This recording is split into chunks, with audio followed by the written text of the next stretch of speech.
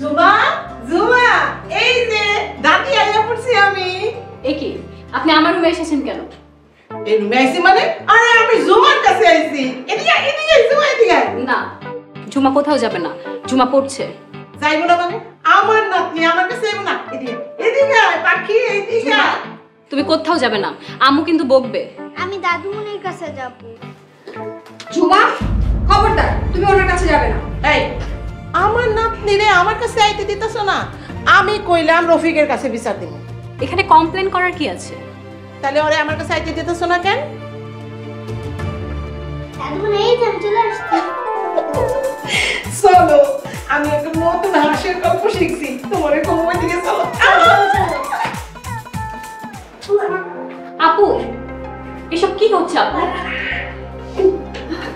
আমার মাথায় কিচ্ছু আসতেছে না। দুলাভাই আসলে তুমি সব বলবা। আজকে আসুক, ও থাকবে বাসায়, নয়তো আমি থাকবো। আজকে দুলাভাই আসলে আমি সব বলবো, তার ভাই কিরকম গায়া খ্যাত ফাজিল আর বেয়াদব।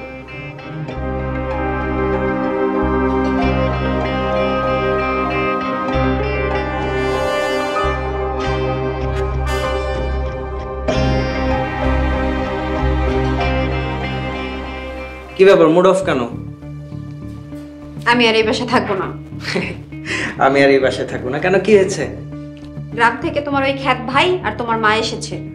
ভাই ভাইয়ের বাসায় আসবে, মা তার ছেলের বাসায় আসবে, তো সমস্যা কি? হ্যাঁ, ভাই মা তার ছেলের বাসায় আসবে, কিন্তু তোমার ওই খ্যাত ভাই তার তো কোনো কমন সেন্স নাই, ননসেন্স একটা। আচ্ছা কি হয়েছে বলো, আমি ওকে বুঝিয়ে বলবো। বুঝিয়ে টুঝিয়ে বলতে হবে না, তুমি ওকে বলো এই বাসা থেকে চলে যেতে। আরে ওরা তো কেবল আজকে আসলো, 2-4 দিন থাকুক। আরে ও নাকি ঢাকাতে এসেছে ভার্সিটিতে ভর্তি হতে। ভালো কথা, ভার্সিটিতে ভর্তি হবে, পড়াশোনা করবে, তো সমস্যা কি? ভালো কথা, তুমি জানো না আমার বোন সোনিয়া যে এই বাসায় থাকে? সোনিয়া সোনিয়ার মতো করে থাকবে, এতে প্রবলেম? শোনো, প্রবলেম আমি জানি না। তোমার ওই খ্যাত ভাই আর তোমার মায়ের সাথে আমি একই বাসায় একসাথে থাকতে পারবো না, ইটস ইম্পসিবল। এটাই তোমার সমস্যা, এটাই তোমার মূল কথা, তাই তো? হ্যাঁ। আচ্ছা 2-4 দিন থাকুক, তারপর আমি বুঝিয়ে বলবো, ওরা চলে যাবে। এখন যাও, আমার খাবার রেডি করো, আমি ফ্রেশ হতে যাচ্ছি।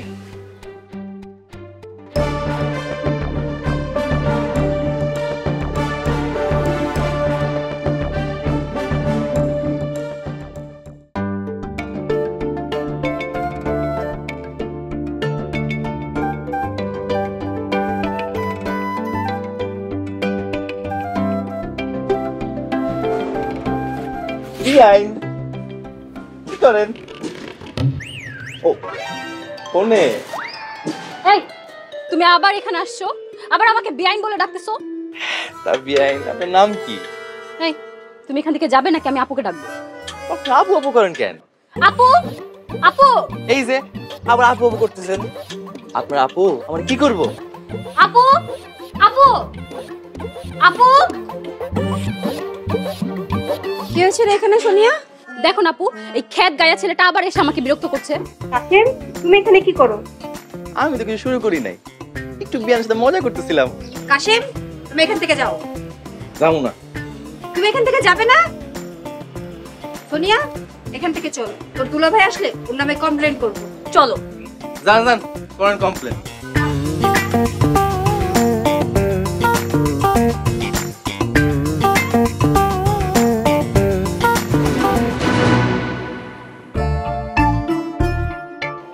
দাদুমনি আমরা আজকে একসাথে খাবো, অনেক মজা হবে। আসলে অনেক মজা হবে, একসাথে খাবো আমরা। দেখলাম আমাকে লুয়া খাইতে দিব, ভাবি মনে রাগ করছে, খাইতে দিব না। খবরদার, প্লেট ধরবে না, প্লেটগুলো নোংরা করবে না। কি কও ভাবি, আমরা খাবো না? না, আগে আমরা খাবো, তারপর তোমরা খাবে। বৌমা তুমি আমাকে খাওয়ানোর টেবিল থেকে উঠাই দিতেছো? এখানে তুলে দেওয়ার কি আছে, আপনারা পরে খাবেন। হ্যাঁ, এখন আমরা খাবো। কাসেম, যাচ্ছ না কেন? আম্মা আসো, আমরা গ্রামের মানুষ, হ্যাঁ এগুলোকে খাওয়ার যোগ্যতা আমাকে নাই। আমরা গ্রামের বইলা কি মানুষ না? আমি কিন্তু রফিকের কাছে বিচার দিব। ভাইয়া না এখন খেতে আসবে, আপনারা যান। কি ব্যাপার, এখনো বসে আছো? যাও না। কি ব্যাপার, বসে আছেন কেন? যান।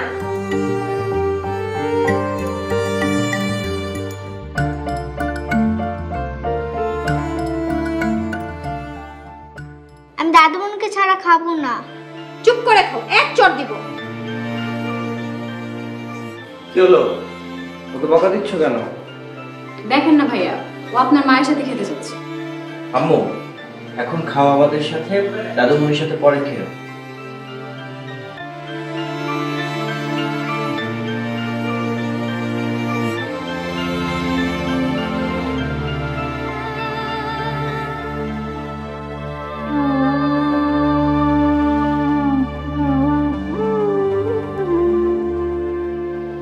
আম্মা, তুমি কান্না করতেছো কেন? তুমি কান্না করলে যেন কলিজা পুড়ে। কত আউস করে পোলার বাড়িতে বেরিতে এসেছিলাম, খাওয়ানোর টেবিল থেকে আমার উঠাই দিল। মা, তুমি কান্না করো না। আমার ভাই তো মস্ত বড় অফিসার, তার লোকে খাইলে তার মান সম্মান থাকতো না। এই মস্ত অফিসার বানানোর লেগে আমি কতদিন না খাইয়া ওটা টাকা পাঠাইছি, আজ আমারে উঠাই দিছে টেবিল থেকে। আম্মা, তুমি কষ্ট পাও না। আমি যখন মস্ত বড় অফিসার হমো, তোমার লইয়া এক টেবিলে বলে খামো। আল্লাহর কাছে দোয়া করি, আল্লাহ যেন তোরে অনেক বড় অফিসার বানায়, অনেক বড় অফিসার বানায়। আম্মা, কাশেম, তোরা হুট করে বাসায় পড়লি যে? আমার ইন্টারমিডিয়েট পরীক্ষা শেষ হয়েছে, তাই চলে আইছি। পরীক্ষা শেষ হয়েছে, লেগে কি তোর চলে আইতেই গো? তা 2 দিন বেড়ায় তো তারপর চলে যাবি নাকি? 2 দিন বেড়া মুখে আমরা তো গ্রাম থেকে একেবারে আয় পড়ছি, ওরা ইউনিভার্সিটিতে ভর্তি করাবো না। আম্মা, তুমি যে মাঝে মাঝে কি কও, ও ভার্সিটিতে ভর্তি হয়ে কি করবো? এর চেয়ে ভালো হয় নতুন একটা কাজ শিখুক। ভাইজান, আমি পড়ালেখা শেষ কইরা আপনার মতো বড় অফিসার হইতে চাই। পড়ালেখা করে আমার মতো বড় অফিসার হইব, তাহলে চাকরি দিব কেডা? চাকরি না পাক, মানুষের মতো মানুষ তো হইতে পারবো। বুঝছি। আম্মা, কাশেম, তোমাদের 2 জনের জন্য কিন্তু টেবিলে খাবার রেডি করা আছে, যাও খেয়ে নাও। খামো না, আমার পেট ভরা আছে। হ ভাইজান, আমারও পেট ভরা, আমিও খাবো না। অসুবিধা নাই, যখন খিদা লাগবে তখন খাই লইস, টেবিলে ভাত দেয়া আছে।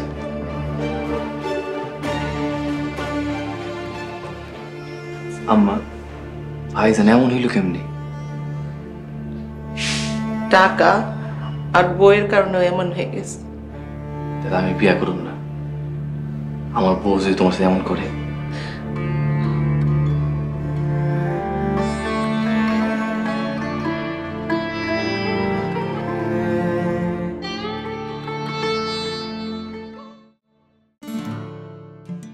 হালিমার মাটা এখনো আসলো না, বাসায় কত কাজ পড়ে আছে।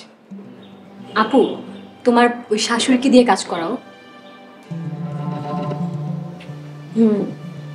ভালো কথা মনে করেছিস। আর শোনো, ওই খ্যাত গায়াটাকে দিয়ে বাজার করাও, তাহলেই দেখবা চলে যাবে।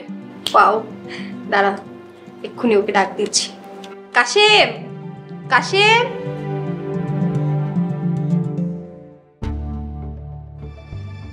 ভাবি, আমরা ডাকছেন? হ্যাঁ, দেখেছি। বাসায় বসে বসে না খেয়ে একটু কাজ কাম তো করতেই পারো, তাই না? কি কাম করুন ভাবি? যাও, বাজারে যাও, বাজার করে নিয়ে আসো। ভাবি, আমি তো কোনো ঢাকা শহরে বাজার করি নাই। করনি তো এখন থেকে করবে। আর এখন থেকে এই বাসায় কেউ বসে বসে খেতে পারবে না। আমি কাউকে এখানে বসে বসে খেতে দিব না। আইসে, ঠিক আছে। কি আনতে হইব কোন? মাছ, মাংস, কাঁচা সবজি এগুলো নিয়ে আসো। আপু, ও আবার বাজারের টাকা থেকে টাকা চুরি করবে না তো? বিয়াইন, আমাকে এমন অভ্যাস নাই। আপু, এই খ্যাত গায়াটা আবার আমাকে বেআইন ডাকছে। বিয়াইন কমু তো কি কমু? এই চুপ করো তো, যাও তুমি বাজারে যাও, আর বাজার থেকে এসে আমাকে হিসাব দিবে। আর শোনো, আসার সময় আমার জন্য 2টা কলম নিয়ে আসবে। যে আইসা নিয়া মনে। আচ্ছা বসো, আমি টাকা নিয়ে আসছি।